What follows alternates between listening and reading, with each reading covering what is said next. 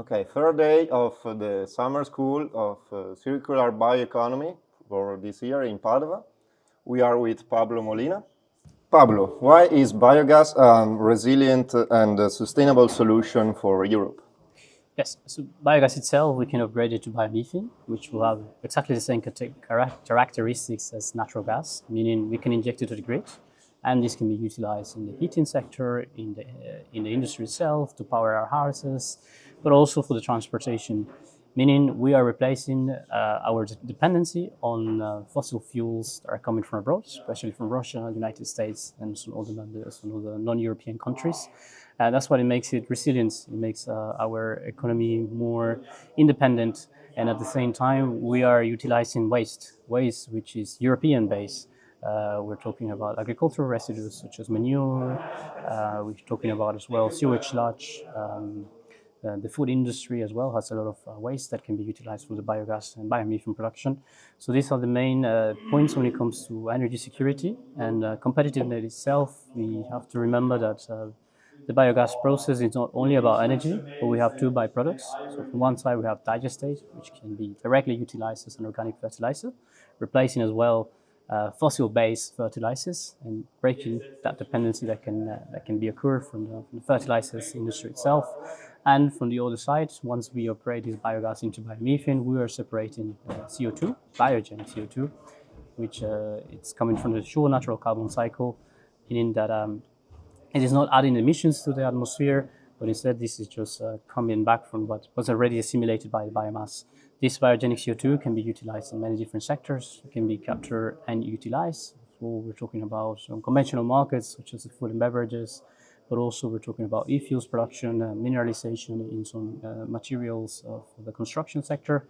And from the other side, this can also be storage, and we can obtain negative emissions.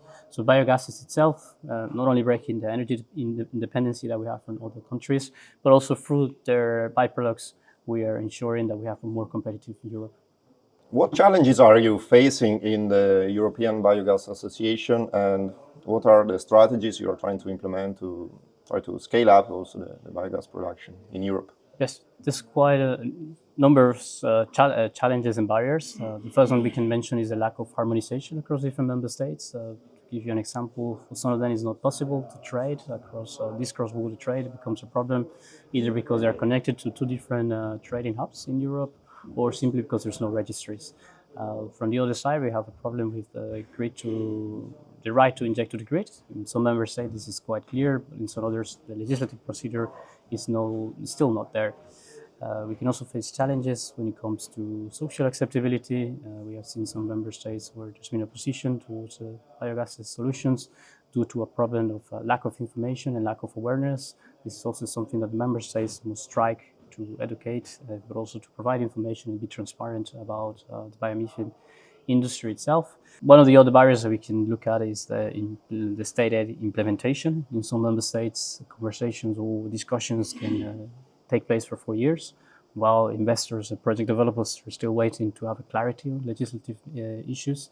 This is a clear example of Denmark, where their feed-in premium has been on the discussion for the past 4 years, and we have seen some stagnation in this country. Pablo, you are an ex-student of the Master of Unipd in Sustainable Chemistry and Technologies for Circular Economy, and now you are at the European Biogas Association. So what led you there? Like, what did you learn during the master program in Padua, and what did you implement in your daily job? Yes, it allowed me to expand my knowledge on waste management, biorefineries, but also sustainable processing as well, and renewable energies. So these are very important competences when it comes to the work that I do today. So I'm really glad that I took this master as well. And my thesis was specifically based on biogas and biomethane, trying to understand the legislative procedures, not only in Europe, but especially on Spain and Portugal.